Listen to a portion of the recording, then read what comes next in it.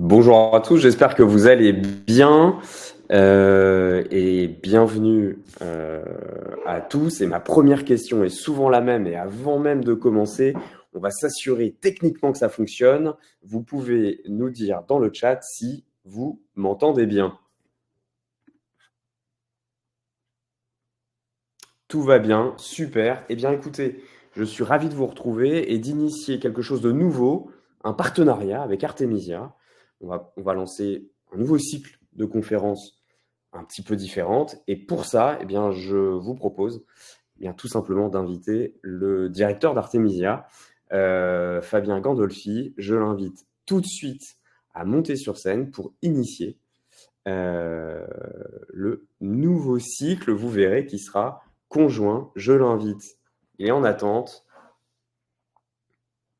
Se prépare. Donc ce sera, on va avoir un cycle Topo Artemisia qui est un petit peu nouveau, puisque pour ceux qui connaissent Topo et qui me connaissent, vous voyez bien que le thème est un petit peu différent. Donc c'est assez inédit. Et il va arriver sur scène.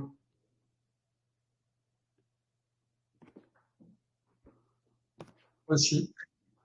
Merci Pierre-Benoît. Bonsoir à toutes et tous. Alors, je suis le directeur d'Artemisia, qui sont des ateliers qui sont dédiés à la transmission des savoirs dans les métiers de la peinture et du décor, peinture décorative et décor spectacle.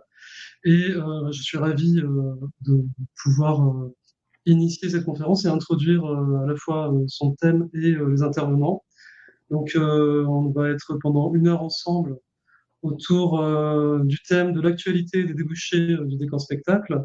Et nous aurons pour intervenant un conférencier que bon nombre d'entre vous connaissent déjà. Il s'agit de Pierre Benoît, qui, malgré son jeune âge, a déjà eu plusieurs vies, et j'en retiendrai deux.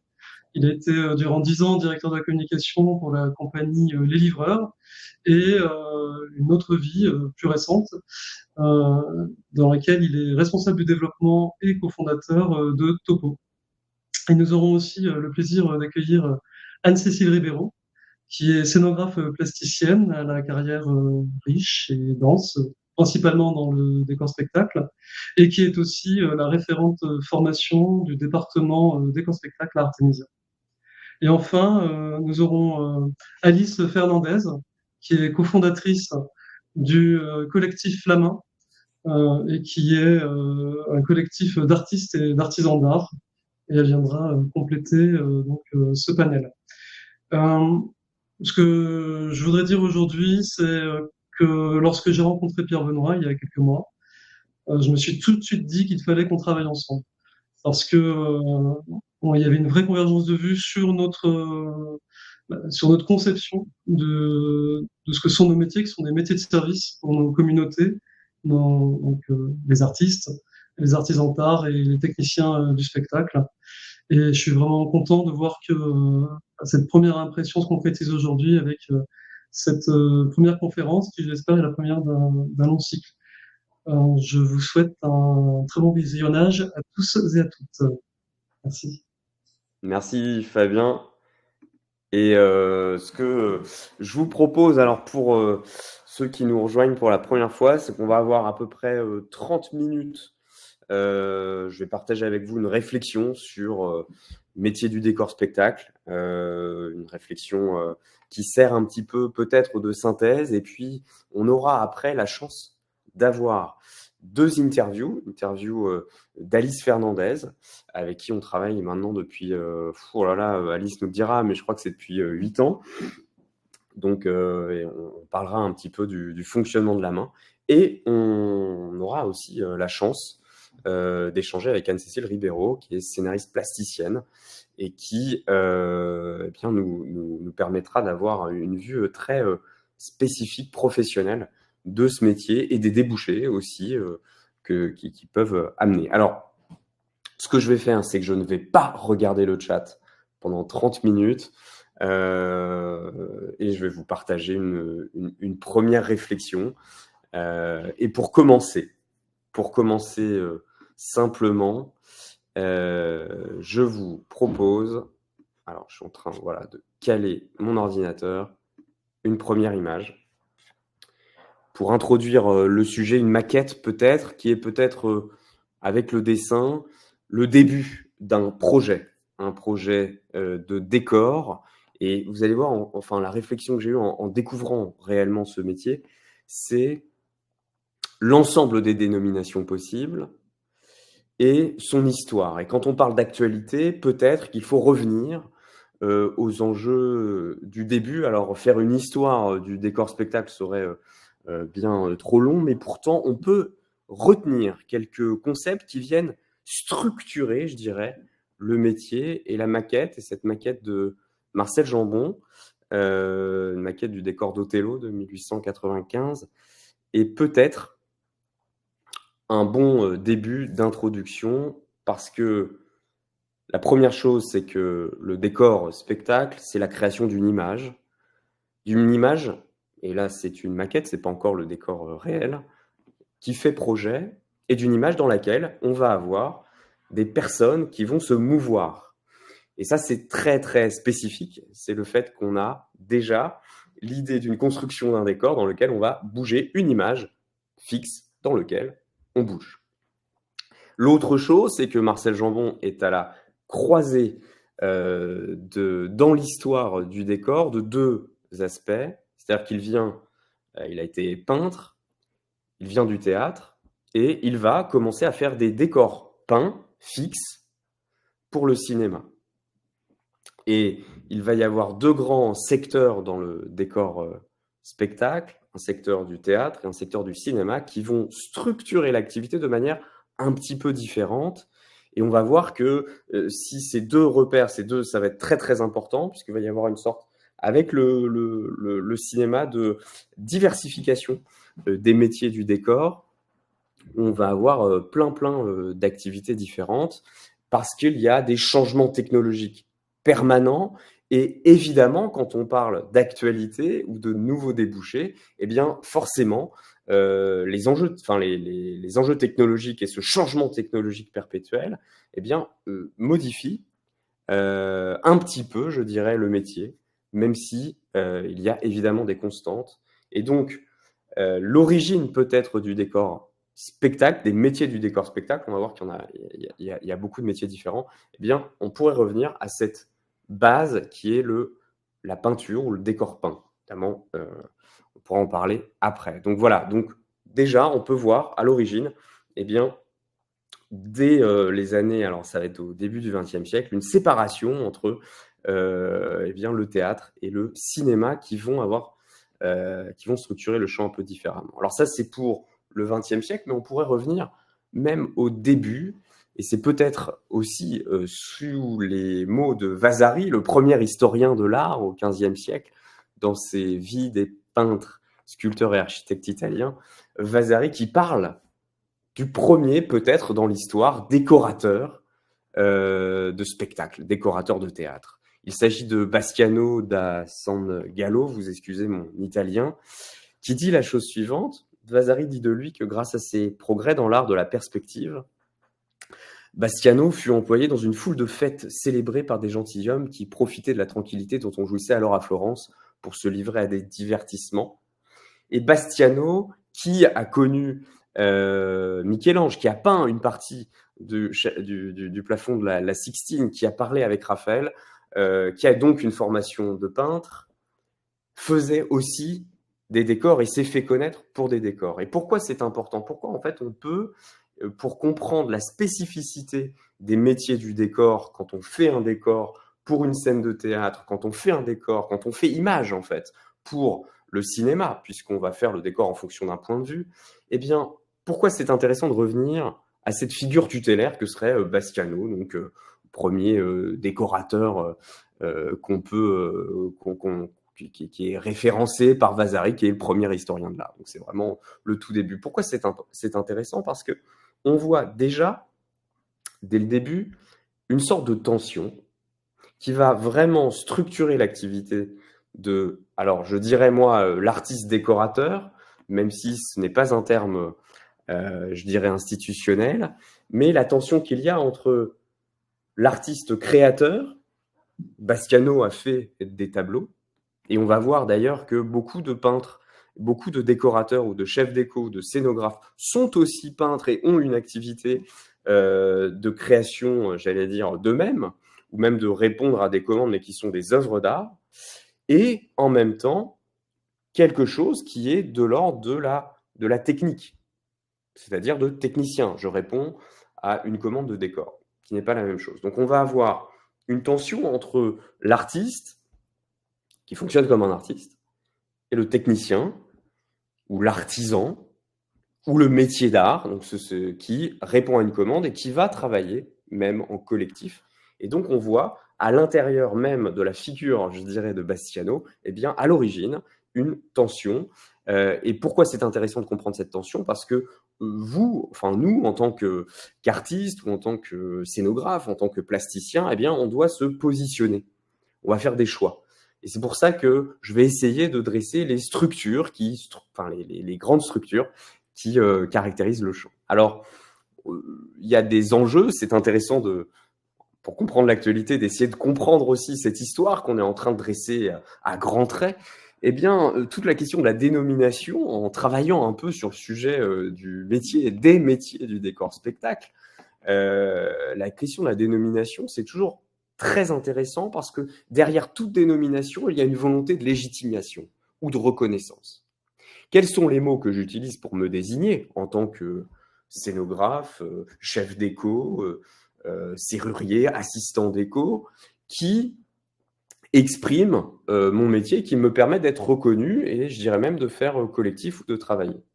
Et c'est très succulent peut-être de voir qu'il y a des mots, comme le mot décorateur-architecte, et quand on regarde un petit peu l'histoire de la structuration de ces métiers-là, qui apparaissent pour montrer justement la tension, une nouvelle tension qu'il y a, et je vais y venir. Et dans les années 30, puisque vous voyez, on est passé du théâtre qui existe toujours au cinéma dans la création de décors, et là vous voyez Robert Mallet-Stevens et Fernand Léger sur le plateau d'un film de Marcel Herbier en 1924. Et en 1926, on voit crédité au générique le mot architecte-décorateur. Première occurrence de cette double dénomination qui apparaît dans le film Le Vertige de Marcel Herbier. Alors, pourquoi c'est intéressant? Parce qu'en disant architecte-décorateur, c'est l'idée qu'à l'époque, il n'y avait pas vraiment d'école de décor-spectacle. Et l'autre chose, c'est que Robert Mallet-Stevens, qui se désigne comme architecte-décorateur, avait aussi fait des études d'architecture. Mais le plus intéressant, c'est que dans l'idée de l'architecte-décorateur, il y a quelque chose qui vient traverser la notion de légitimation dans l'art, c'est le projet. Ce qui se dit en italien disegno, et pourquoi j'utilise le mot disegno, c'est qu'à la fois un dessin, c'est-à-dire technique, le fait de tracer à la main un dessin, et en même temps un dessin en français EIN, c'est-à-dire un projet. Et il faut peut-être remonter au XVIe siècle, là encore, pour comprendre tout ce qui se joue. C'est-à-dire qu'il y a au XVIe siècle l'idée que quand on exécute quelque chose, on est exécutant et on est technicien. Et longtemps, l'artisan, qui est en fait aussi artiste, Michel-Ange peut être considéré comme un artisan, devient à des lettres de noblesse quand il va faire un disegno, c'est-à-dire quand il va penser un projet. Et le mot projet est important, et on en parlait avec Anne-Cécile Ribeiro, c'est qu'on ne parle pas de chantier en décor, mais on parle de projet. Un projet qu'ensuite il va réaliser par sa main. Et en faisant ça, l'artiste a une activité éminemment intellectuelle. Et c'est ce qui ressort notamment quand on va sur le site du vocabulaire européen des philosophes à l'article disegno. C'est intéressant, c'est-à-dire qu'en fait, la structure du métier, là on avait vu plusieurs, on est en train de voir les grands champs, les grands points de structure, c'est que c'est à la fois un métier de conception, on va parler de scénographe, qui peut être intellectuel, qui est intellectuel, en tout cas, il y a un disegno, un projet, et en même temps manuel. Et en fonction, vous allez le voir, des rémunérations d'ailleurs, puisque j'ai essayé de comprendre un petit peu le fonctionnement des rémunérations dans ces métiers-là, eh bien, on voit que en fonction des types de travaux qui sont nécessaires pour la réalisation d'un décor, il y a de la conception qui va être intellectuelle à toute une chaîne d'exécution qui est manuelle, même si le scénographe est aussi celui qui pense évidemment le décor, mais qui va aussi le réaliser. Donc, on voit quand même une tension entre l'intellectuel et le manuel. Il faut pas oublier, et ça c'est peut-être quelque chose à actualiser justement, dans toutes les écoles de scénographie, on parle beaucoup de conception 3D, de projet, de description du projet, de l'intention. Il faut pas oublier qu'il y a une conception aussi, enfin une réalisation manuelle, physique de ce métier, qui n'est pas à négliger. Donc ça vient structurer, et tout est dans architecte-décorateur, qui est un terme qui est devenu désuet dans les années 60, mais qui a été utilisé pour montrer que c'était à la fois intellectuel et manuel, et donc il y avait un rôle légitime en fait, tout un vrai, c'est comme si c'était un vrai métier.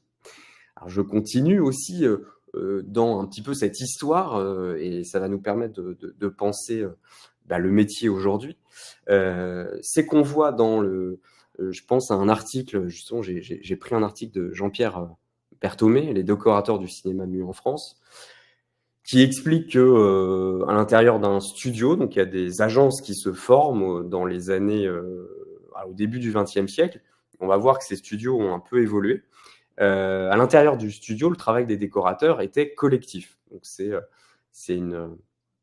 on parle des studios Pathé.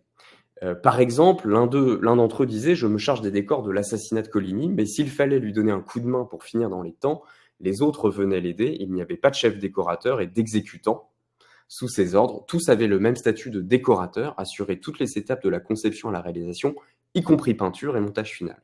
Il y a donc dans l'idée à l'origine du métier de décorateur, l'idée d'une polyvalence, c'est-à-dire non pas forcément d'être un expert absolu en peinture, mais de pouvoir un peu tout faire. Et on va le voir, ça va aller peut-être en opposition avec une certaine tendance à la spécialisation qui vient du fait, sûrement du cinéma, où il y a des choses de plus en plus complexes, ou des projets de plus en plus grands. Et donc, pourquoi ça nous intéresse de comprendre ces oppositions?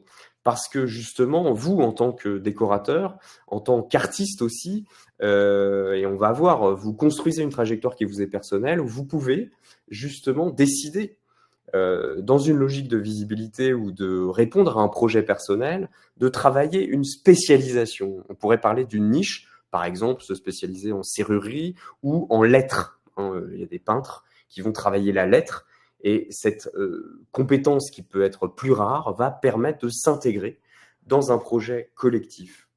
C'est souvent, je dirais, l'autre structure, c'est qu'on va avoir évidemment une tension entre le collectif et l'individu. C'est ce que je disais au tout début, puisque les chantiers, enfin, je ne parle pas de chantier, les projets, pardon, sont collectifs. Alors, on va essayer d'avoir plusieurs points de vue sur maintenant le métier, puisqu'on a compris les grands points structurants.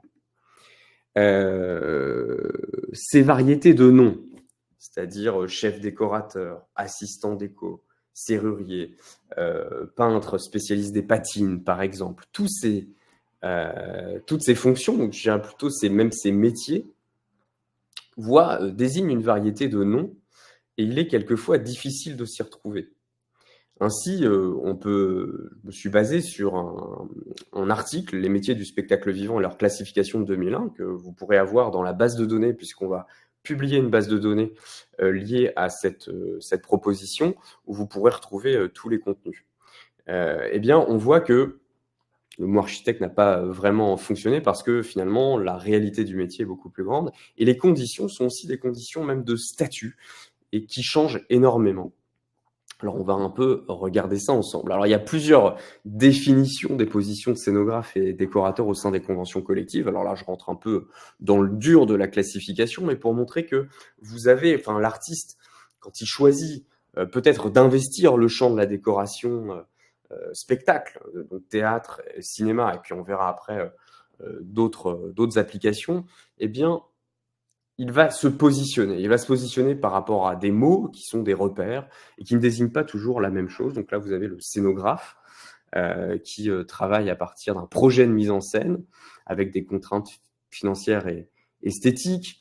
Donc là, il fait le projet, il dessine le projet, il fait le diseigno, il participe au diseigno, et puis il peut la réaliser évidemment physiquement. On a l'architecte décorateur qui met en place, monte, assemble, le décorateur maquettiste qui conçoit les maquettes qu'on a vues de Marcel Jambon, ou le décorateur qui va concevoir les décors, exécuter les plans et les maquettes. On voit d'ailleurs une multitude, et je vous parlais de multitude, c'est presque tellement grand que c'en est presque inutile de tous les lister, puisque on voit que face à cette multitude, puisque dans les métiers de construction, et pas forcément de conception, mais là de construction, on va avoir la menuiserie, avec plein d'appellations différentes, la serrurerie, c'est pour les fenêtres, la tapisserie, et la peinture et la sculpture, avec 22 appellations différentes, la plus fréquemment rencontrée, celle du peintre, peut-être parce que historiquement, on parlait de décor peint. Qu'est-ce que ça veut dire quand on voit autant d'appellations? Eh bien, peut-être qu'au fond, il ne faut pas chercher à juste connaître toutes ces appellations, mais plutôt réfléchir à son projet et ce qu'on aime faire et la direction où on voudrait aller. Et finalement, après, en fonction de ce qu'on va faire, on va trouver des appellations, mais c'est intéressant de réfléchir à son projet, puisque finalement, les débouchés, si on pourrait les nommer ainsi, s'ils correspondent à des noms, sont énormes, multiples. Alors, pour parler un petit peu de l'évolution des métiers, vous voyez qu'il y a une grande variété. Donc, à la fois, on a besoin de, si je résume, on a besoin quand même de polyvalence, mais en même temps de trouver, puisqu'on est indépendant, eh bien, sa place, et donc on va aussi se spécialiser. Il y a une sorte de tension dans le métier de la décoration, puisque finalement, c'est un artiste technicien, le décorateur, le scénographe ou le décorateur en construction. Eh bien, il y a une tension qui correspond peut-être à une évolution vers les années 70. C'est-à-dire qu'aujourd'hui, il est très difficile d'être salarié en tant que décorateur ou constructeur de décors. Pourquoi ? Tout simplement parce que y a peu de services de construction de décors qui sont intégrés au théâtre. Alors, dans les grandes institutions, vous allez avoir évidemment des services intégrés et vous pouvez être technicien, artiste technicien salarié, mais en réalité, il y a vers les années 70 un désengagement je dirais, les services sont moins intégrés tout simplement, et il va y avoir peu d'emplois salariés, donc plutôt des petits ateliers indépendants de construction ou qui ne salarient pas en fait les personnes, mais qui fonctionnent en sous-traitance. Ça, c'est important parce que dans l'attitude pour trouver du travail ou des missions ou des projets plutôt, eh bien, ça va évidemment changer la donne. On voit aussi qu'il y a beaucoup d'intermittence, même s'il y en a beaucoup moins. On parle moi, je parlerais d'indépendance de conditions dans le métier. Donc, il y a une diminution par 2 du nombre d'intermittents dans le décor. Ça, c'est la source ONICEP. Et pourtant, face à cette individualisation du métier, puisqu'il y a de plus en plus de sous-traitance et vous venez avec votre style et vos compétences, il y a pourtant une interdépendance dans le métier. Pourquoi ? Parce que les projets sont collectifs. Et donc, à la fois, on doit être acteur, j'oserais peut-être dire un mot peut-être gênant, mais entrepreneur d'une certaine manière de sa trajectoire professionnelle, donc c'est forcément individuel, et en même temps, il y a une interdépendance du métier, c'est-à-dire qu'on doit travailler collectivement. Et donc, ça induit aussi une éthique.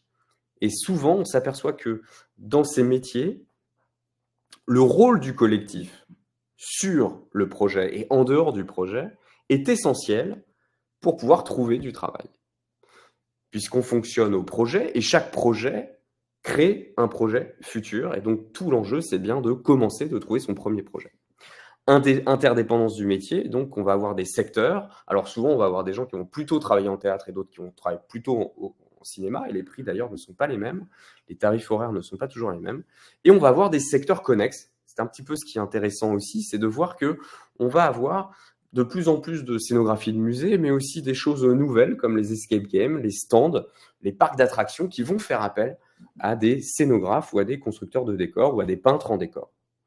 Il y a aussi, malgré cette sous-traitance et ce comportement, je dirais, individuel, puisque vous existez vous-même en tant qu'artiste décorateur de manière indépendante, ça ne veut pas dire qu'il n'y a pas non plus d'hiérarchie.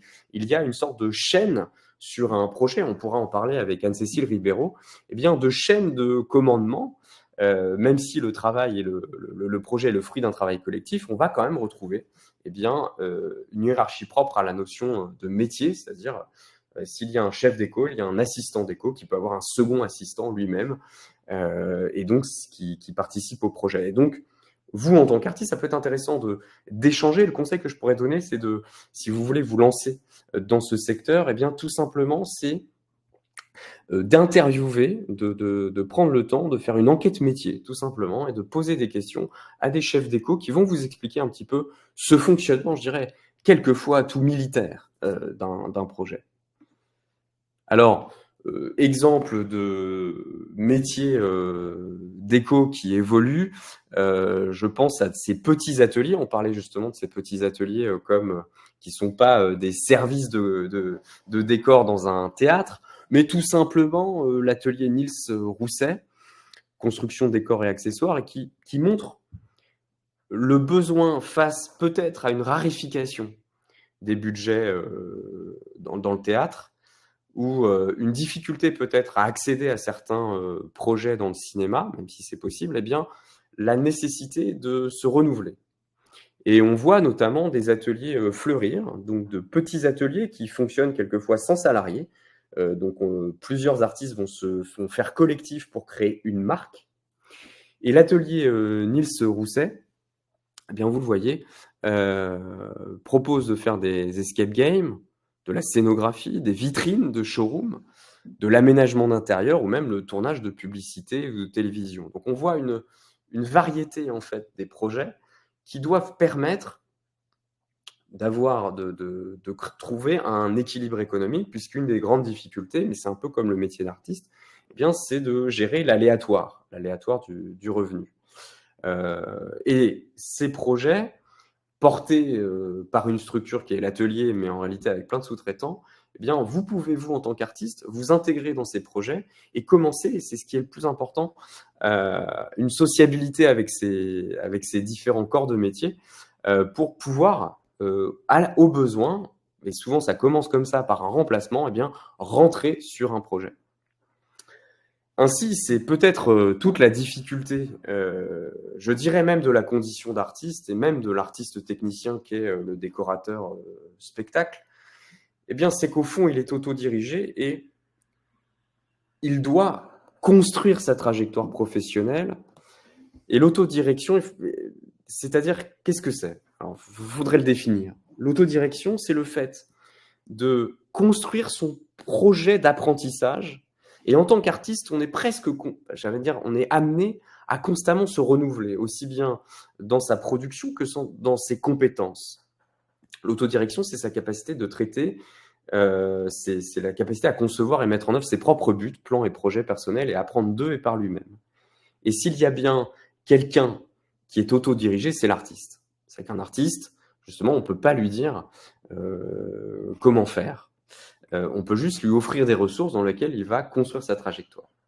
Eh bien, c'est un petit peu ça aussi, même dans le secteur du décor spectacle, face à la variété des métiers, ça va être de construire, en allant apprendre sur le tas ou en se formant, eh bien, ces nouvelles compétences pour évoluer et peut-être aussi trouver un équilibre économique. C'est-à-dire qu'à la fois l'artiste a son travail plastique qui est personnel, et de nombreux décorateurs, scénographes ont aussi un travail artistique à côté qui les nourrit, et en même temps trouver un équilibre économique avec des projets qui reviennent souvent. Donc cette autodirection, elle est très importante, et on va essayer justement de prendre un peu de recul et de voir comment on peut construire son projet d'apprentissage pour travailler dans ces métiers-là.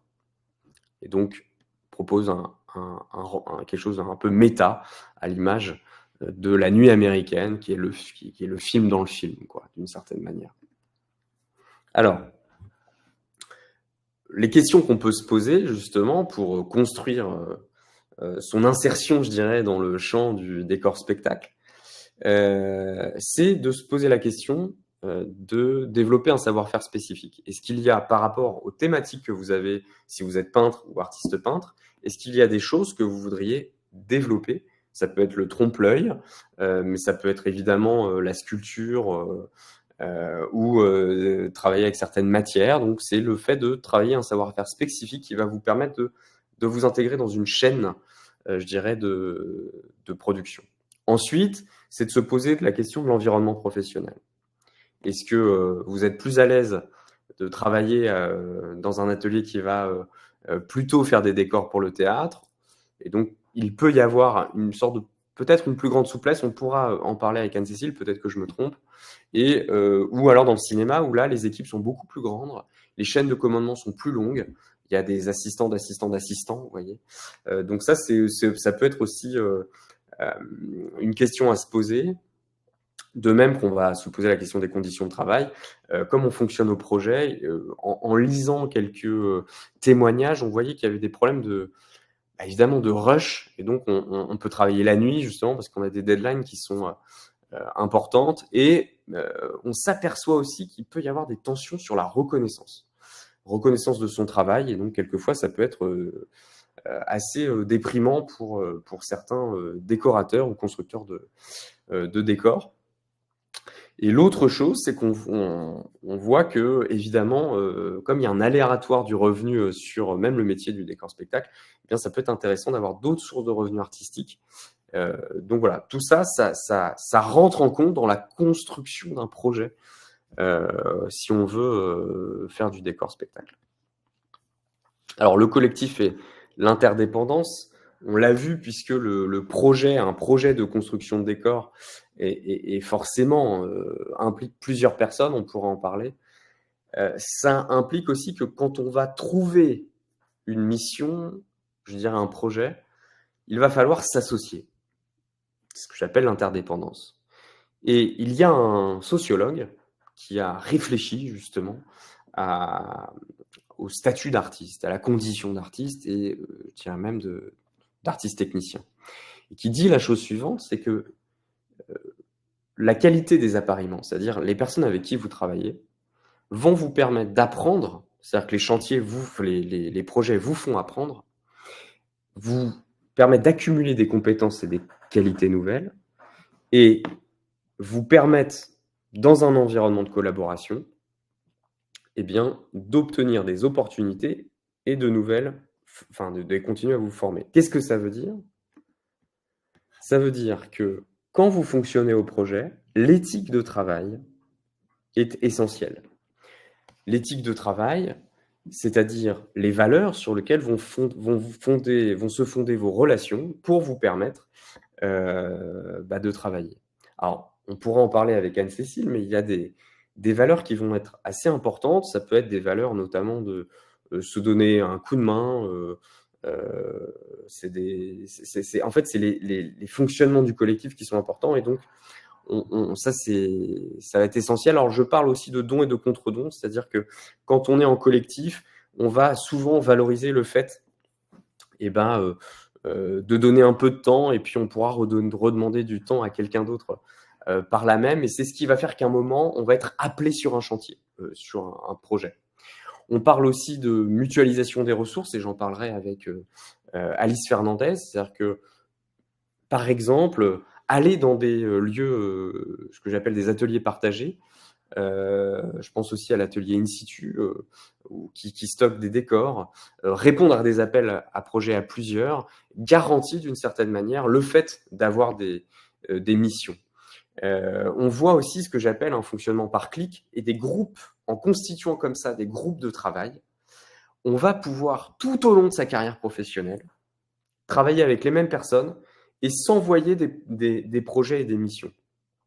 Et donc, il y a tout un travail, je dirais, et c'est peut-être les premières marches qui sont les plus difficiles, mais de créer un environnement, un groupe de travail d'indépendants avec lesquels on va régulièrement collaborer. Et c'est ce qui va faire la solidité de votre tissu professionnel et vous amener de nouveaux projets.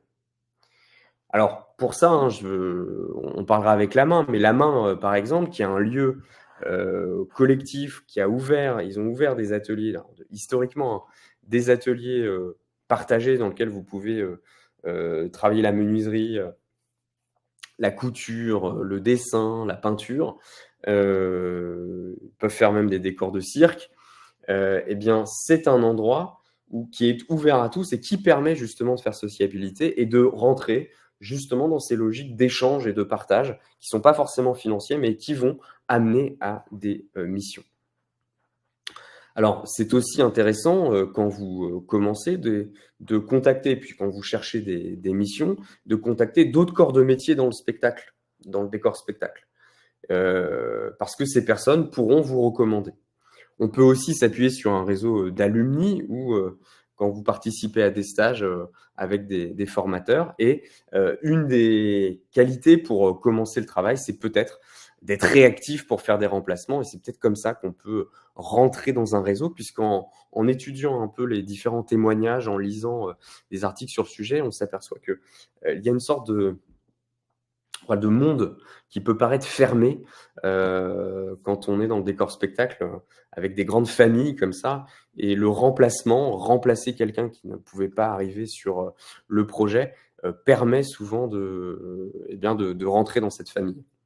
Alors, l'autre chose pour trouver des débouchés, ça va être de mettre en place une veille. Alors là, il y a quelque chose peut-être de moins j'allais dire de capital social ou de relations interpersonnelles, mais mettre en place sa veille, ça permet de se tenir au courant de l'actualité et des différents projets qui pourraient apparaître. Alors ça va, petite technique pour créer votre veille, tout simplement créer une adresse mail dédiée, ça peut être vous inscrire à des newsletters, et ne pas hésiter à essayer de chercher j'allais dire des sites d'information ou des associations, des entreprises qui produisent de l'information, mais à différentes échelles. C'est-à-dire des syndicats qui pourraient être nationaux, comme l'UDS ou l'association des décoratrices et décorateurs de cinéma, le MAD par exemple aussi, qui vont avoir une portée, je dirais, nationale, et puis des choses peut-être plus locales. Je pense même à des groupes déco et ciné qui partagent des petites annonces, ou même des ressourceries, comme les ressourceries culturelles, qui vont eh bien, faire circuler, soit à travers des annuaires où vous êtes référencé en tant que professionnel, soit à travers des annonces de projets, eh bien, faire circuler l'information. Il faut aussi, ça peut être aussi intéressant quand vous recevez ces newsletters, de ne pas hésiter à répondre aux newsletters. Ça peut paraître bizarre, mais personne ne répond aux newsletters. Souvent, on se dit que c'est de la pub et on le bazarde dans la corbeille, alors qu'en réalité, on pourrait pas hésiter à échanger avec toutes ces structures. Alors, je mettrai à disposition une petite base de données justement qui liste eh bien, toute cette veille. Donc, vous pourrez aussi recevoir cette veille. Et j'essaierai de mettre en place une base de données en open source si vous voulez vous-même en fait apporter des informations ou des associations à suivre dans le secteur. Donc voilà, groupe Facebook, association collective d'artistes, syndicats, j'en ai listé là ici quelques-uns, mais vont produire ces informations auxquelles que vous pouvez suivre et qui peuvent vous permettre justement d'avoir des projets, puisque c'est souvent, encore une fois, hein, c'est difficile juste de candidater un projet, ça se fait vraiment par le bouche à oreille. Alors, des listes d'ateliers ou d'associations, il y en a plein. Il y a des sites pour ça que je mettrai sur la base de données. Vous pouvez évidemment les contacter et elles ont des formes juridiques très différentes. Associations, ateliers, SAS, hein, société, enfin, vous voyez, il y en a plein. On aura l'occasion d'échanger justement avec le collectif La Main qui fait aussi des décors de temps en temps. C'est pas leur seule activité. Ainsi, je dirais que plutôt que même si on voit qu'il y a une structure métier dans les métiers du décor avec le chef déco, le scénographe qui fait la conception, l'assistant qui va faire la réalisation du décor, le peintre en lettres, le serrurier qui fait la fenêtre quand il y a un décor, etc. Je vous propose aussi de réfléchir en dehors du job, mais bien de penser aussi à votre créativité, de ne pas rester dans des cases, justement, même si les taxonomies sont très importantes dans ce secteur-là, ça va permettre justement de réfléchir à toutes les applications possibles d'une compétence technique que vous avez, que ce soit par exemple la peinture en trompe-l'œil, pour sortir des secteurs et sortir de la logique métier. C'est comme ça qu'on peut innover et trouver de nouveaux projets. Et je pense à cette agence Luxar, alors qui est un bureau d'études qui va concevoir les projets, mais qui montre l'ensemble peut-être de tout ce qui est possible. Exposition, escape game, expérience immersive, spectacle, pop-up store, shooting photo, set design pour des shootings photos, photocall, sont autant d'applications qui ont des noms différents, puisqu'un set designer, qui est celui qui fait le décor pour le photographe qui va prendre un produit en photo, eh bien, ce set designer serait un chef déco au cinéma et serait un scénographe au théâtre. Ainsi, on peut éviter, casser les dénominations de job pour essayer de penser des applications différentes et aller dans d'autres secteurs. Le secteur des shootings de marque, par exemple, c'est intéressant, mais on voit aussi des expériences immersives qui pourraient être faites au Puy du Fou ou chez Disney, ou dans du théâtre immersif, qui vont mobiliser les mêmes compétences. Et donc, on peut aussi penser son projet de décoration en termes de compétences. Alors, en me basant aussi sur un article que je pourrais vous envoyer, que je mettrai à disposition dans la base de données, je ferai un état des lieux sur la rémunération des créateurs et scénographes en 2024. On voit qu'en fonction des secteurs, eh bien, les prix à l'heure sont quand même très différents. Il y a une sorte de variété, comme ça, variation plutôt de prix. Donc, on va essayer de dire deux, trois choses là-dessus. 68 €, alors, en salaire, coût horaire, taux horaire plutôt, quand vous êtes dans le cinéma. Et quand vous êtes en scénographe spectacle vivant, donc théâtre, 17 €. Donc, vous voyez, il y a une variation de prix qui est assez énorme. De même que tout le monde n'est pas intermittent. Et ces tarifs ont été faits à partir d'un sondage de 65 participants, donc c'est un petit échantillon, mais qui donne quand même une orientation. Donc, on voit que la plupart des personnes ont entre 2 et 4 créations par an, ou 3 créations en moyenne. Donc voilà. Et qu'on a beaucoup d'intermittents du spectacle, mais là, c'est propre peut-être aux sondés, et aussi des micro-entrepreneurs ou des gens qui sont à l'URSSAF Limousin, donc qui sont artistes-auteurs. Alors, je terminerai par ce tableau pour essayer de bien synthétiser toutes les questions que vous vous posez, qu'on peut se poser et auxquelles il faut répondre quand on se lance, quand on décide de rajouter cette corde à son arc, quand on est artiste et qu'on voudrait travailler dans le décor. Se poser les questions des conditions de travail, quel volume horaire je souhaite faire, est-ce que je souhaite avoir 1, 2, 3 chantiers, dans quel secteur, est-ce que je suis plutôt en cinéma, théâtre ou dans les secteurs connexes qu'on a vus, est-ce que je veux travailler dans le public, donc là ce serait plutôt intégrer un grand un théâtre public, donc un service. Est-ce que je veux me spécialiser? Est-ce que je réponds en collectif d'artistes, en association, je vais répondre à des appels à projets, ou est-ce que je travaille dans une agence, ce qu'on a vu comme Luxar, avec ce qu'on appelle un bureau d'études qui répond tout le temps à des appels d'offres, ou est-ce que si c'est en collectif d'artistes, je le fais plutôt à l'opportunité? Je peux réfléchir à mon degré de spécialisation technique. Est-ce que je suis plutôt polyvalent ou est-ce que je vais essayer de travailler une spécificité? Je vous parlais par exemple de personnes qui font des lettres en peinture, donc c'est très très spécifique. Et puis, et ça permet de bien comprendre son insertion dans le milieu professionnel. Quel est mon degré de participation au collectif? Est-ce que tout simplement je suis déjà abonné à des newsletters? Est-ce que je suis membre moi-même de collectifs qui soit partagent du matériel, soit réfléchissent au statut, ce sont les syndicats, soit sont des collectifs où je vais travailler à plusieurs. Ce que j'appelle une clique, par exemple, avec plein d'indépendants qui travaillent ensemble. Est-ce que j'ai mis en place un réseau d'entraide où je fais circuler de l'information, je donne des coups de main, je fais des remplacements?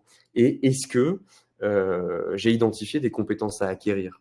On voit que c'est en progressant en continu qu'on va pouvoir s'améliorer et trouver de nouveaux projets.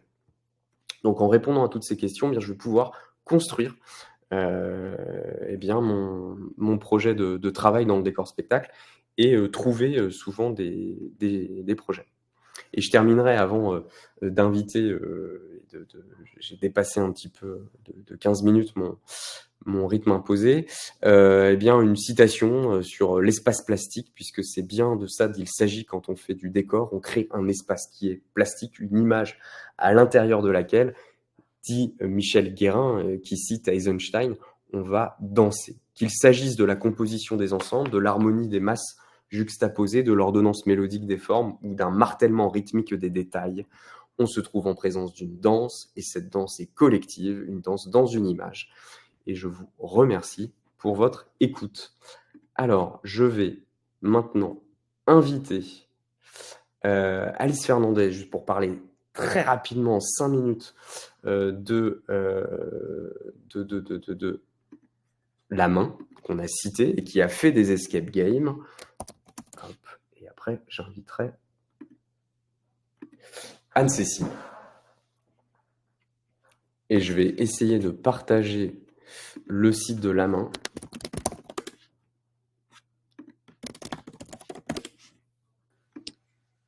Bonjour. Bonjour. Hello Anne-Cécile. Merci. C'est Alice là du coup. Ah, pardon. Hello Alice. Pardon. Je vais essayer de partager l'écran avec La Main. Ouais. Est-ce qu'on le voit? Oui, super. Merci beaucoup Alice de nous avoir rejoints. Alice, ça fait maintenant 8 ans qu'on collabore, qu'on réfléchit ensemble. Est-ce que tu peux nous présenter La Main, tout simplement, est-ce que tu peux nous présenter le collectif? Oui, alors bonsoir à toutes et tous. Donc en fait, La Main, ça pour un rapide historique, après je vais faire très court, mais si vous êtes curieux, curieuse, vous trouverez un historique un peu plus complet sur le site. Mais en gros, ça a commencé par un groupe de gens, on se connaissait tous du milieu de l'exploration urbaine. On a ouvert un lieu qui était en friche. Donc on a commencé très officieusement en squat. C'était en 2011. Et en fait, il se trouvait que au-delà de l'intérêt pour les friches, le hasard, et puis pas forcément que le hasard, faisait que tout ce petit groupe, on était tous en fait dans des activités plus ou moins liées à l'art, à l'artisanat, au spectacle vivant. Donc des techniciens, techniciennes, des artistes plasticiens, des artisans, enfin voilà. Et donc assez vite autour de ce projet, de l'ouverture de ce lieu, il y avait la question en fait, dans nos pratiques, on était tous en train de construire finalement notre projet professionnel, et il y avait cette problématique vraiment centrale, en particulier à Paris, d'avoir des espaces en fait de création, que ce soit pour s'entraîner, progresser, ou même pour produire des projets professionnels. Et donc assez vite est née cette idée de projet d'atelier partagé. D'accord. Et ces ateliers partagés aujourd'hui sont où et comment vous fonctionnez? Si on est très rapide. Alors du coup, donc on est passé par plusieurs locaux. Aujourd'hui, on est dans le 15e. En gros, l'idée, c'est que on a différents espaces qui sont non pas associés à un artiste, une personne, mais à une activité. Les ateliers sont partagés au quotidien, c'est-à-dire que on peut avoir des personnes différentes qui y travaillent en même temps ou consécutivement dans la même journée, la même semaine, enfin, voilà. On a des ateliers de menuiserie métallerie, de couture costume, d'art plastique, sérigraphie, un petit Fab Lab naissant avec des outils de création numérique, etc. On accueille des gens très différents, mais globalement, pour la plupart, qui sont soit déjà dans une activité professionnelle, soit en reconversion, soit en voie de professionnalisation. Ça arrive aussi qu'on accueille des pratiques amateurs, mais c'est un peu plus rare. Nous, on essaie d'avoir un fonctionnement aussi horizontal possible, c'est-à-dire qu'on a un système avec des statuts de membres différents selon le degré d'implication. Et le noyau dur, on va dire, des membres les plus impliqués, toutes les décisions sont prises collégialement. Chaque voix a la même valeur, en gros. Ouais, et tout le monde. Alors, ça coûte combien d'aller dans ces différents pôles, justement, par métier ou par activité? Alors, en termes de modèle économique, en gros, nous, on est soutenu par la ville de Paris. C'est-à-dire qu'en fait, on a un loyer qui est très réduit. Après, on a quand même beaucoup de charges, etc. On n'a aucun salarié, donc l'asso est entièrement géré bénévolement, donc c'est beaucoup de travail, mais en même temps, ça permet d'avoir moins de frais. Et le principe, nous, assez symbolique, mais efficace malgré tout, c'est qu'on demande en fait aux usagers qui viennent utiliser les espaces de participer à hauteur d'1 € par heure et par personne. Donc, exemple, un groupe de 3 personnes qui vient 2 heures, il donne 6 € et puis il a utilisé son espace pendant 2 heures.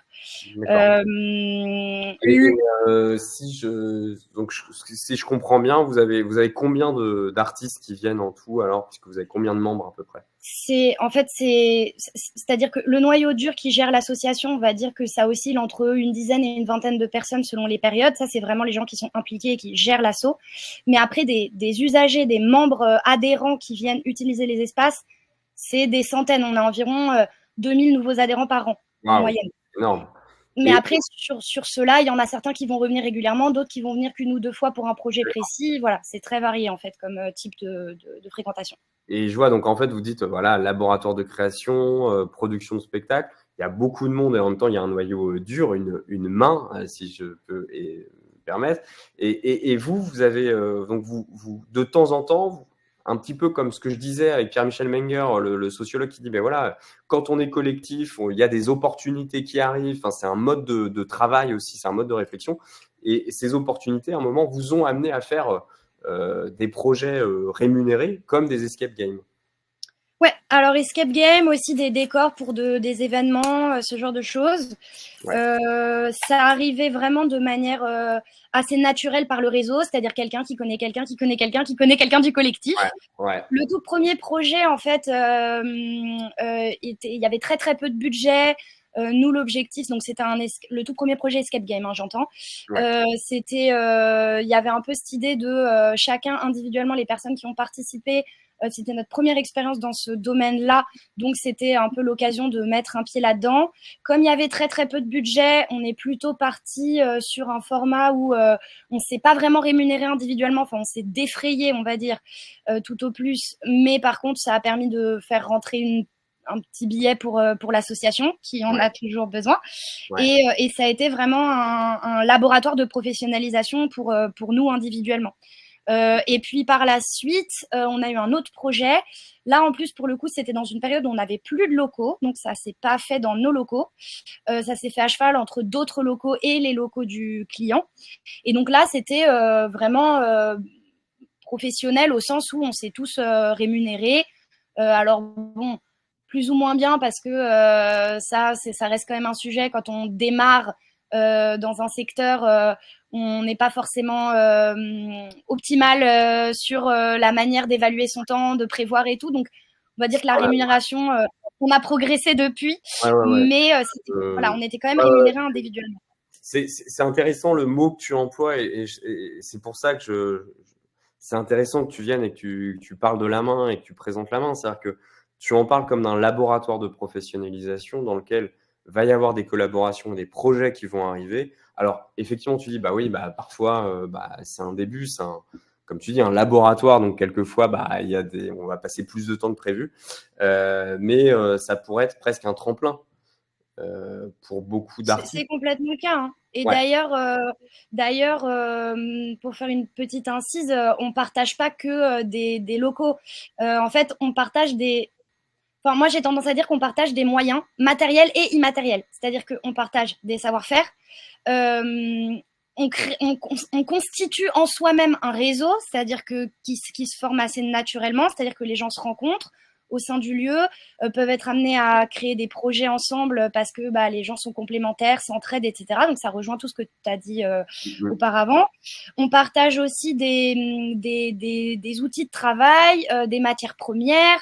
Enfin voilà, il y a vraiment cette idée de réseau, un peu de solidarité autour de nos pratiques professionnelles et amatrices pour certains. Donc voilà, il y a vraiment cette notion-là. Et du coup, évidemment, de ça peut émerger et émergent régulièrement des projets professionnels, que ce soit pour l'association ou individuellement. Alors, en l'occurrence, l'association, on n'a pas fait de projet professionnel depuis un moment, mais pour des raisons plutôt logistiques, voilà, du fait que l'association, ça a impliqué pas mal de contraintes, d'avoir la licence spectacle, voilà, d'organiser tout ça. Et l'association, en tant qu'entité, à un moment, a arrêté de faire ça, ce qui ne veut pas dire que ça ne reprendra pas un jour, mais bon, voilà. Par contre, individuellement, cette dynamique-là perdure parce que finalement, tous les usagers que je mentionnais tout à l'heure, dans le lot, il y en a certains, ils vont faire que passer, faire leur petit truc dans leur coin et repartir. Et puis, il y en a d'autres, ils vont rester un peu, ils vont discuter, ils vont échanger, ils vont créer du relationnel avec les autres. Et puis, des fois, de ça émergent d'autres projets professionnels que ceux pour lesquels ils étaient venus à l'origine, quoi. Très bien. Alors, est-ce que, je te remercie vraiment pour tous ces points, cette synthèse, je dirais, efficace, efficiente, plus qu'efficace encore. Est-ce que il y a un projet, il y a un appel, il y a un message que tu voudrais faire passer avant de… On est ouvert à toutes et tous. Donc, si vous recherchez des espaces pour travailler ou même juste à rencontrer des gens qui pratiquent des activités proches des vôtres, faut pas hésiter à venir nous rencontrer. Vous verrez sur le site, on fait des visites un mercredi soir sur 2. Donc c'est le bon moment parce que du coup on est disponible pour discuter et voilà, présenter, faire visiter les locaux et présenter. Et puis après les choses se font de manière assez organique, donc venez nous voir, n'hésitez pas, voilà. Super. Merci infiniment, Alice. Avec plaisir. Et à très bientôt. Oui, Merci à bientôt. Beaucoup. À bientôt, au revoir. Hop, et alors maintenant je vais inviter Anne-Cécile à participer. Alors pourquoi je n'y hop, est-ce que je la vois? Voilà. Super. Bon, bonsoir tout le monde. Bonsoir. Alors, Anne-Cécile, est-ce que en quelques mots, tu peux te présenter? Tu es scénographe plasticienne. Le terme de plasticien est important. On l'a vu dans la citation. Je terminais en disant que voilà, c'était une image, enfin, c'était un espace plastique. Et tu as insisté d'ailleurs dans la présentation, tu as dit non, mais en fait, je suis scénographe plasticienne et je crois que c'était très intéressant. Justement, le mot que tu as choisi, puisqu'on a vu qu'il y avait plein de mots possibles. Alors, moi, je suis scénographe plasticienne et je me reconnais plus dans la terminologie de plasticienne que artiste parce que j'ai toujours le sentiment que dans l'art plastique, il y a cette espèce d'expérience qui me correspond plus. Je sais pas, c'est le partage avec un site, un lieu, les autres. Il y a quelque chose dans lequel je me reconnais plus. C'est comme ça. C'est comme tout à l'heure quand tu faisais le topo un peu sur les décorateurs architectes ou les décorateurs techniciens ou les décorateurs peintres, etc. Je pense qu'il y a des mots qui ont des résonances plus importantes pour les uns que pour les autres. Moi, l'œuvre plastique, c'est quelque chose qui m'apporte un peu le champ des possibles. Donc, dans la définition artiste, me gêne plus en fait. C'est comme si ça me renvoyait à une intériorité dans laquelle je me retrouve pas. D'accord. Alors que moi, j'ai envie, à travers la scénographie et les projets en général, d'aller vers l'extérieur, d'aller vers les autres, d'aller vers l'échange social, l'échange culturel, sous toutes ses formes. Donc Alors, voilà. Je sais pas si c'est très personnel, hein, c'est pas une vérité en soi, hein, c'est quelque chose dans lequel moi je me retrouve. Il y a presque une autodétermination en fait en choisissant le nom du métier. Ça va donner déjà un point de vue sur ce que c'est. Et ça, je trouve que c'est déjà intéressant parce qu'il y a une sorte de liberté quand même dans tous ces choix-là. Ça, c'est le premier point. Puis le deuxième point, pour caractériser un petit peu quand même les modalités de ce métier, c'est quand même la commande. Tu vois, on parlait du Ouais. rapport de technicien, un peu technique. Et tu dis, voilà, bah, faut pas oublier que scénographe, chef déco, on répond à une commande. Et toi, comment tu gères ça? C'est-à-dire qu'il y a la commande et il y a le fait que ce soit collectif. C'est-à-dire que toi, quand tu es sur un projet, tu me le disais tout à l'heure, c'est toujours collectif. En fait, je crois qu'un projet, ça peut pas se faire seul. Alors bon, moi j'ai fait partie un peu. Alors c'est étonnant d'avoir rencontré. Moi, je les connaissais pas, hein, la main, le collectif. Donc je trouve ça super ce que tous ces gens font. Moi, j'adore. Mais moi, je suis issue un peu peut-être de la période d'avant où on a appris en atelier, on a appris des métiers. Il y avait des confréries, il y avait des procédures. Alors moi, j'ai aimé tout ça. Je dis pas qu'il faut toujours rester là-dedans, mais j'ai aimé tout ça. Dans ce collectif, pour moi, il paraissait évident. Il paraissait normal qu'un décor parte de la boîte, c'est-à-dire le boîte décor, la scénographie, le projet dans la maquette, et qu'après, cette maquette, elle se balade à travers à travers toutes les personnes qui vont avoir besoin de la consulter pour pouvoir faire leur métier. Donc, le scénographe présente sa maquette au metteur en scène qui va être d'accord ou pas, et sur lequel ça va être un terrain de jeu et d'exploration. Et après, il va y avoir le technicien principal, le concepteur lumière, la costumière, qui va utiliser aussi cette maquette pour pouvoir aussi faire son travail et d'aller élaborer aussi sa partie. Et après, ça rentre en atelier, il y a les constructeurs, il y a tout le monde peut voir cette maquette fondamentale qui va permettre d'articuler tous les corps de métier. Et si on n'a pas ça, et si on n'a pas tous les gens pour réaliser un projet, bah, il se passe pas grand-chose en fait. Et D'accord. moi, l'articulation, je la trouve fondamentale. Je trouve que c'est quelque chose que je trouve extrêmement rassurant en fait. Hmm. Donc, Et parce que ouais, j'ai vu des projets se réaliser, des projets importants, et je pense que s'il n'y avait pas eu cette organisation et ces corps de métier et cette chaîne de l'un à l'autre, je ne crois pas que ça aurait pu être aussi efficace et aussi beau dans la hmm. réalisation. Et donc, cette importance du collectif, c'est aussi comme ça, si je fais le parallèle avec Alice de la main, c'est comme ça qu'on va trouver des missions ou des projets. Oui. C'est ça. Alors, est-ce que toi, par exemple, les projets, comment tu as trouvé tes premiers projets? Alors, Première moi, question. c'est un peu. Deuxième Alors, question. moi, les premiers projets, je sais pas trop parce que moi, j'ai toujours été intéressée par ça, parce que moi, je me rappelle depuis que je suis toute petite, je faisais des décors pour une maison de poupée. J'avais l'impression, dès que je pouvais faire quelque chose et raconter quelque chose, changer l'ordre de ma chambre, j'avais l'impression que déjà, il y avait quelque chose comme ça qui était en gestation. Toujours été en mode Après, projet, finalement, quoi. ouais, ça a toujours été quelque chose qui me fascinait, en fait. Faire des choses avec mes mains, raconter des mondes qui n'existaient pas, regarder les plafonds, les imaginer dans l'autre sens. Enfin, il y avait quelque chose quand même qui faisait partie de ma rêverie d'enfant. Et après, quand je me suis retrouvée à l'école, les premières années, ça allait encore. Après, j'ai pas tellement aimé, en fait. Bizarrement, j'ai pas tellement aimé parce qu'il y avait quelque chose, justement, qui est peut-être de l'ordre de ma gêne avec, dans la définition d'être une artiste ou pas. On me demandait quelque chose de tellement intérieur, de tellement profond que je n'arrivais pas à l'exprimer.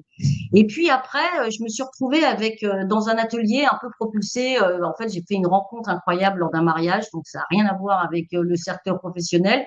Et je me suis retrouvée avec quelqu'un qui m'a dit, mais qu'est-ce que tu fais? Je suis étudiante et tout ça, mais c'est bien. Bah non, je m'ennuie un peu, je sais pas trop. J'ai l'impression que j'avance pas des masses. J'essaye d'explorer des problèmes que j'ai, mais je sais pas si j'ai des problèmes. Donc, j'arrivais pas à savoir véritablement ce que j'allais faire avec tout ça, avec la créativité qu'on me demandait, que j'avais l'impression que j'étais pas à la hauteur de ça.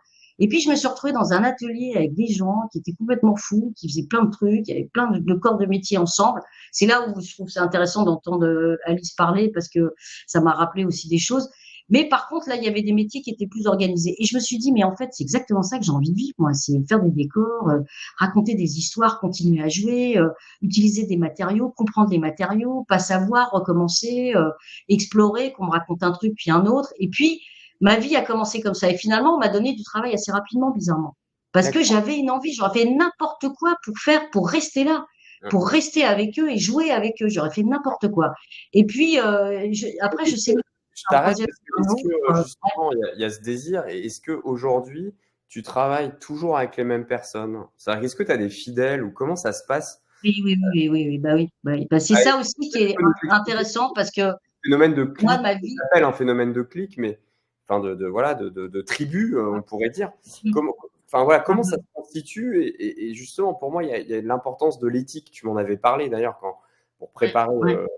ce moment de partage et de réflexion, l'importance de l'éthique et du groupe que tu vas suivre, tu vois, ou qui va te suivre. Enfin, comment ça fonctionne? En fait, donc déjà, moi, j'ai commencé à rentrer dans un groupe qui était en train de se former. Donc, on arrivait, alors il y avait des gens qui se connaissaient déjà, qui avaient déjà fait un film ensemble. Moi, je suis arrivée, je me suis un peu greffée à ce groupe. Après, le groupe a périclité, il s'est passé d'autres choses. Mais finalement, ce groupe, il m'a permis, d'ailleurs, on a eu un atelier ensemble pendant de nombreuses années où on a fait des choses qui étaient magnifiques avec des projets de théâtre, d'événementiel, de plein de choses, de TV, enfin plein de trucs. Mais je les ai quand même beaucoup suivis parce que j'ai eu un coup de cœur pour ces gens, en fait. C'était ma famille, finalement. C'était ma deuxième famille. Après, j'ai été, une fois que l'atelier s'est un peu fermé, parce qu'il y a après une dizaine d'années, plus d'une dizaine d'années d'existence, en fait, les gens sont un petit peu partis. Et moi, je suis rentrée plus dans une conception de décor. Et j'ai rencontré d'autres gens, mais j'ai pas perdu la famille d'origine pour autant. J'ai toujours été en contact avec les personnes avec lesquelles j'ai commencé, les personnes avec lesquelles j'ai commencé, je les vois encore, je fais encore des choses avec eux. Ça fait plus de 30 ans que je les connais. Et parfois, j'en connais d'autres, j'en rencontre d'autres, ça s'ajoute, les gens s'ajoutent, mais je perds personne. J'ai pas envie de perdre les gens que j'ai aimés. Parce que je trouve parce que c'est tellement riche en expérience. Et puis, j'aime bien aussi travailler aussi avec des nouvelles générations qui vont nous apprendre peut-être parfois avec des méthodologies qui sont pas les miennes, mais qui vont donner à observer autre chose. Je trouve que c'est une grande richesse. C'est des Ouais, métiers de corporation, de respect, d'échange. Et quand il y a des groupes de gens qui sont pas comme ça, bizarrement, finalement, je les revois plus. Parce que pour le coup, la reconnaissance, effectivement, c'est important. La mm, reconnaissance de l'autre, de respect de ses compétences et de l'investissement. Et les gens que j'ai pu rencontrer sur ma route, sur des tournages, sur des pièces de théâtre, des techniciens, des gens avec lesquels ça s'est pas bien passé, je les ai évités tout de suite après. ouais, Je les ai d'accord. plus jamais revus. Alors, Et quelqu'un j'ai qui gardé le voudrait, meilleur.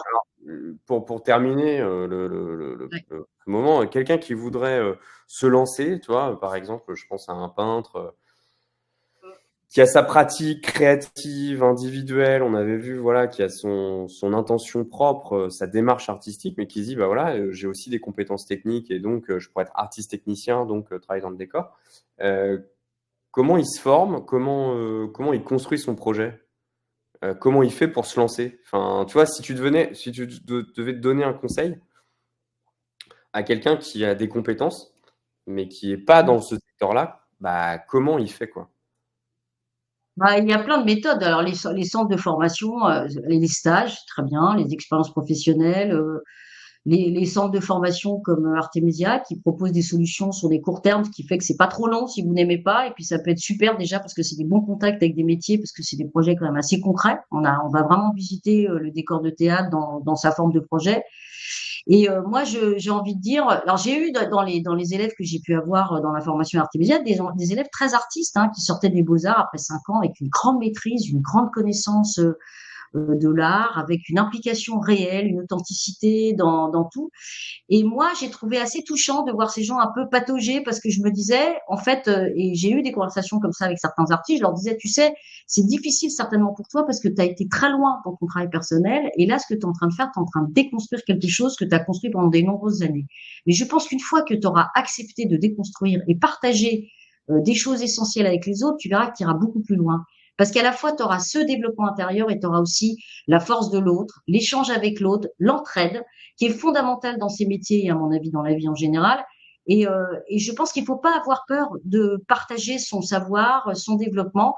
Il ne faut pas avoir peur d'y aller. Il ne faut pas avoir peur de poser ses pinceaux et se dire, OK, moi j'ai appris à faire comme ça, mais peut-être que ça serait bien au jour d'aujourd'hui de faire autrement et de voir s'il n'y a pas des mondes possibles. Et dans les métiers de décor de théâtre, moi je pense qu'il y a des méthodologies la technicité par lesquelles on peut passer pour réaliser une œuvre, une toile peinte, une grande toile peinte avec des raccourcis parfois qui paraissent peut-être pas enfin étonnants, bah, ça nous apprend plein de choses en fait techniquement. Il y a toujours des choses à apprendre et à découvrir. Et moi, j'encourage les artistes à le faire parce qu'ils vont aller plus loin dans leurs œuvres. C'est pas facile de travailler seul. Moi, je trouve que c'est difficile d'être enfermé dans son monde et de pas échanger avec l'autre. Je trouve que c'est Mmh, très dur, ça peut être super intéressant, mais très dur à la fois. ouais. Et voilà. Bon, bah, écoute, merci. Ouais, tu as déjà donné plein de conseils. Est-ce que, voilà, tu dirais pour persévérer enfin, construire sa trajectoire est-ce que tu as un conseil à donner à quelqu'un tu l'as déjà dit, hein, le fait de travailler ensemble, Ouais. etc. Mais pour durer dans ce métier, puisque toi, ça fait quand même longtemps maintenant. Enfin, Ouais, ça fait depuis, oui, ça fait des années 90, hein, donc ça date ah, un peu. Moi, je suis voilà, pas donc tu hyper as vu jeune le non plus, métier mais évoluer. Est-ce que toi, tu as vu une évolution du métier ou pas? oui, oui, moi j'ai vu une évolution du métier parce que moi j'ai commencé à la période où finalement il y avait de l'argent dans le théâtre, Ouais, bizarrement, donc on était bien payé, il y avait des boulots tout le temps, on était tout le temps en travail, il y avait des ateliers de décor dans tous les sens, je sais pas, il y en avait plein, il y avait plein de fêtes d'ateliers, c'était incroyable, on quittait un boulot, on en avait un autre, et ouais, avec de l'argent, avec aucun problème, de rien en fait. Tout était en hyper créativité, c'est les années Jack Lang, hein, donc faut pas se ouais, ouais. raconter voilà d'histoire, c'était une époque florissante pour la créativité, pour la culture. Et après, moi, j'ai vu effectivement les mondes se réduire, enfin, surtout dans le théâtre, il y avait moi, après, j'ai évolué par moi-même, hein. J'ai été aussi vers des créativités différentes. J'ai fait aussi le secteur événementiel dans lequel j'ai fait des choses très intéressantes qui m'ont permis d'aller sur des extérieurs, chose que je faisais pas puisque j'étais quand même à l'intérieur d'une salle. Et en fait, il y a toujours moyen d'évoluer dans son travail. Il y a toujours moyen d'évoluer. Je pense que la scénographie, c'est un peu, comme tu disais très justement dans cette définition, c'est le fait de dessiner un espace.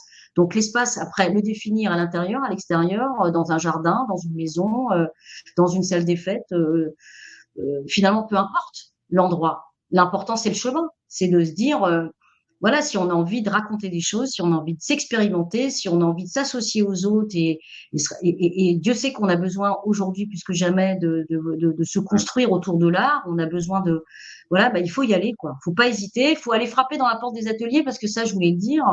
On a parfois un peu le doute et le côté un peu de pas se sentir forcément légitime si on n'a pas fait l'école qui va bien et qu'on n'a pas, c'est pas notre famille de cœur, ou on n'a pas dans son carnet d'adresse tous les gens, des chefs d'éco ou voilà des gens qui vont nous faciliter l'entrée, etc. Mais il faut y aller, il faut pas avoir peur, il faut continuer d'y aller, faut croire en son chemin, et il faut croire qu'à un moment donné, on sera la bonne personne, qui va pouvoir justement remplir peut-être le manque de cet instant T. Il y aura effectivement, il y a un facteur chance aussi, mais faut pas hésiter, faut D'accord. continuer, faut s'enfermer dans la peur en fait. Ouais. Et donc, ça veut dire, bah alors, nous, on fera une base de données avec plein d'ateliers auxquels on peut frapper à la Voilà, porte. faut y aller, Voilà, faut y ça. aller. Et Faut y aller. on n'est jamais à l'abri de devoir remplacer quelqu'un. Ce que je disais, Exactement, non, on peut faire un exactement. remplacement. Donc, voilà. Bah, Il peut y avoir plein de paramètres. Il peut y avoir d'un seul coup un problème sur le projet. Donc, d'un seul coup, il faut refaire quelque chose. Bah, d'un seul coup, les gens sont pas, il n'y a pas assez de monde dans l'équipe. Donc, une personne, c'est bienvenu. Il peut y avoir plein de raisons qui font qu'à un moment donné, vous arrivez, vous êtes la personne du moment. mm. Donc, pourquoi pas considérer sa chance? Pourquoi voir forcément ça va pas aller? Ils sont habitués à travailler avec les mêmes. Je pense que ça, on s'enferme dans quelque chose qui va pas, hein. Il faut aller vers les autres. Il faut aller vers les autres. Bon, bah, C'est tout ce que je peux dire. Et aimer le chemin vers lequel on a envie d'aller et y croire. Faut pas eh se bien, raconter d'histoire. Voilà. merci beaucoup Anne-Cécile, et merci d'avoir Vous en restez justement, compris. merci aussi à Alice d'avoir reconstruit, enfin j'allais dire, créé une nouvelle représentation en fait de ce métier, de ces pratiques. Donc merci beaucoup. Et si jamais vous les Alors, acceptez, je peux mettre le lien vers, enfin si on peut vous contacter. Tu me diras, Anne-Cécile, s'il y a un site sur lequel on peut te contacter, ou même un Instagram. Si je peux transmettre les infos, je le ferai, parce qu'il y a toujours des questions et c'est important de pouvoir se connecter oui, entre artistes et entre créateurs. super. Merci beaucoup et à très Ouais. bientôt. Je t'en prie, avec plaisir. Merci. Bonsoir Merci. tout le monde. Merci beaucoup. Au revoir. Au revoir. Écoutez, merci beaucoup pour ce nouveau format. On avait dit chez Topo qu'on allait essayer de se renouveler, d'ouvrir un petit peu la réflexion, de partager avec d'autres artistes, d'autres experts, d'autres penseurs. Merci à vous d'avoir suivi cette tentative, ce nouveau format. Et j'espère qu'on aura l'occasion de poursuivre ensemble. Merci beaucoup et à très bientôt. Au revoir.